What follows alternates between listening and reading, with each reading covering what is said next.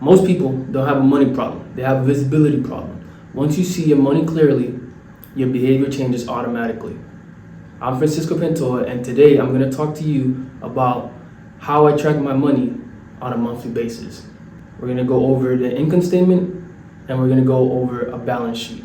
Let's go ahead and get started with the income statement. So first, I already cheated a little bit. I put up the stuff on the board, but before we go into income statement and how it actually works, we have to define these words, right? So an income statement is going to very basic. It's going to be your income, the money coming in, and it's going to be your expenses, the money coming out. This is also known as inflow and outflow. Now, the income statement answers one main question: where is the cash flow? So I'm going to go ahead and put cash flow on the board.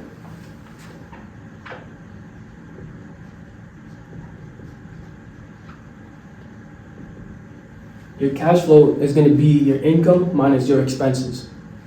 This is going to be the total number that's left over at the end of the month.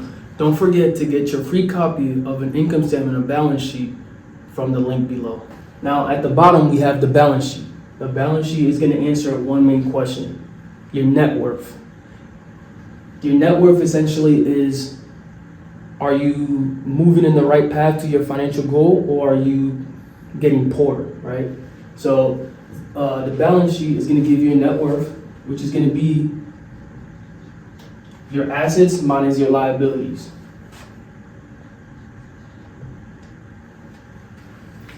So now I'm going to quickly run down through the numbers and teach you exactly how I use this to track my monthly expenses and my monthly income, and how this affects long-term my balance sheet.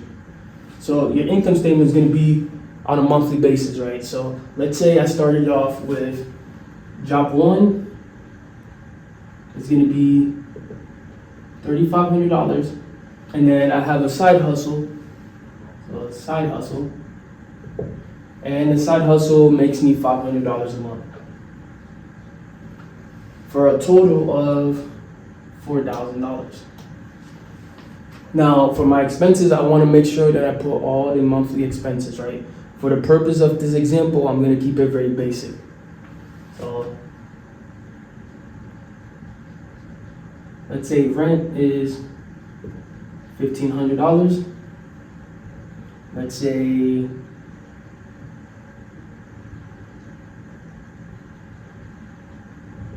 phone is $100. And let's say credit card payment is also $100. All right, so this is the income statement. This is the money coming in, and this is the money coming out every month, right? For the purposes of this example, I'm gonna keep it short. I'm gonna keep it at 3, but you want to make sure that you list down every single expense. It's gonna be for a total of $1,700. So now, to get your cash flow, you do your income minus your expenses.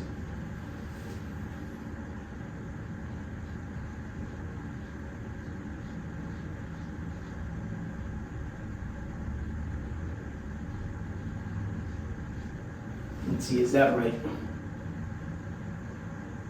Yes. Okay, so now that we have our cash flow, which is positive, right? You can have negative cash flow, you can have positive cash flow. Now there's 3 main ways that we can look at our cash flow.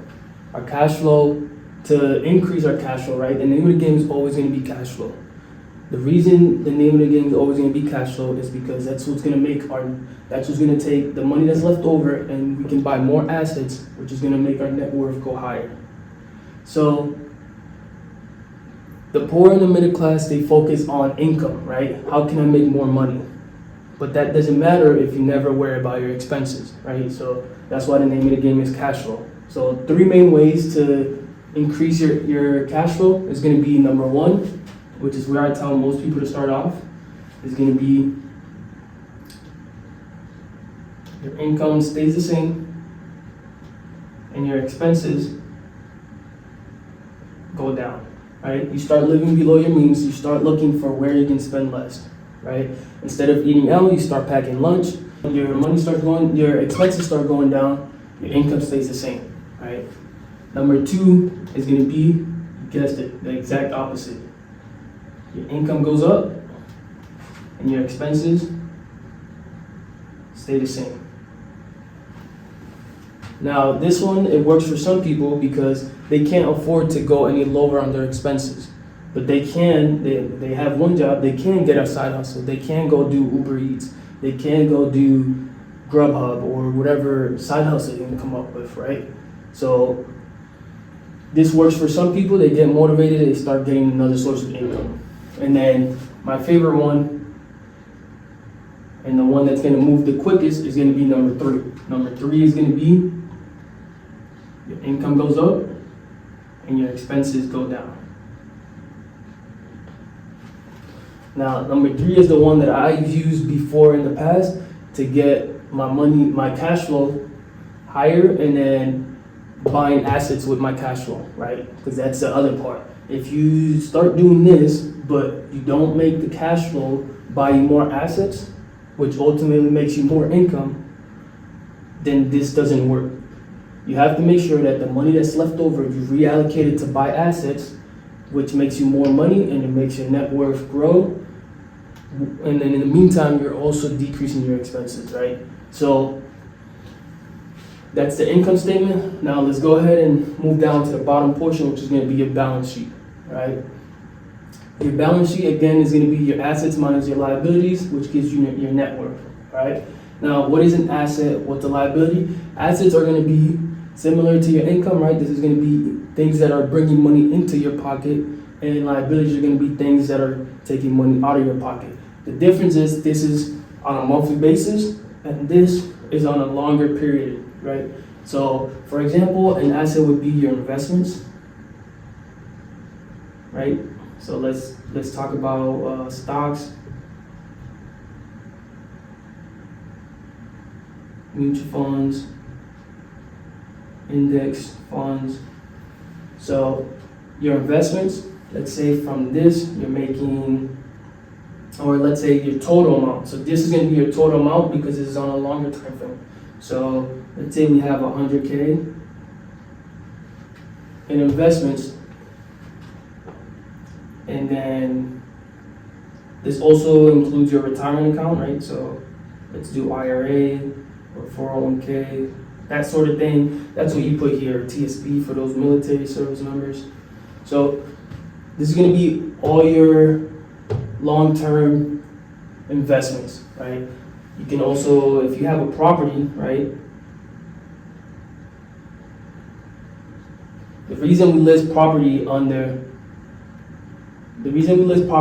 assets is because the overall balance of the property is going to be an asset. But once you put the mortgage on the other side, on the liability side, then that property is no longer an asset, it is now liability because it's taking money out of your pocket, right?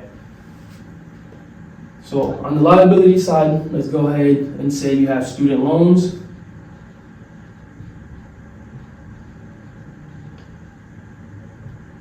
And let's say, I'm not too familiar with that, but let's say we have 50K as student loans. Let's say we also have auto loan. The auto loan is going to be, let's say, 10K. And then let's say we have 2 credit cards, right? Credit card.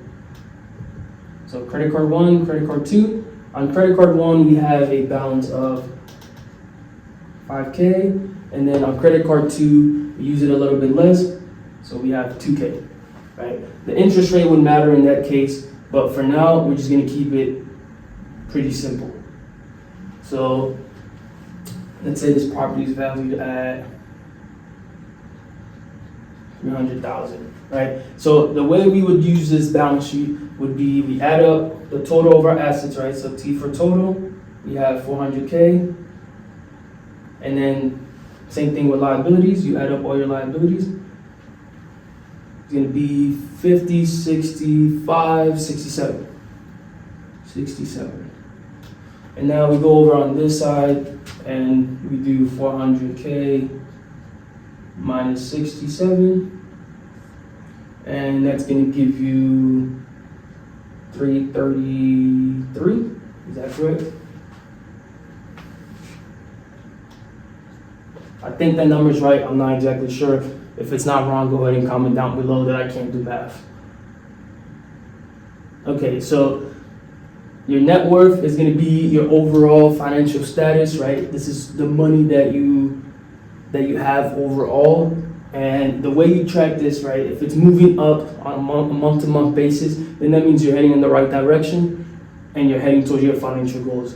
If your cash flow, on the other hand, it's going to be your month-to-month, right? So if this is going up or down, that just means that you're either spending more or you're making less income, right?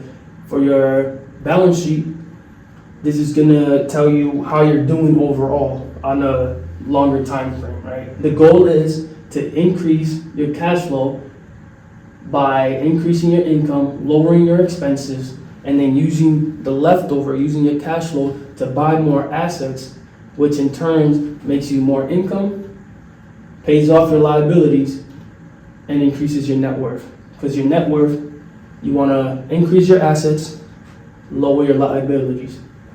Now that you know what an income statement and a balance sheet does for you, go ahead, like this video, comment below, because in the next one we're going to talk about how to create a spending plan based on what we just learned.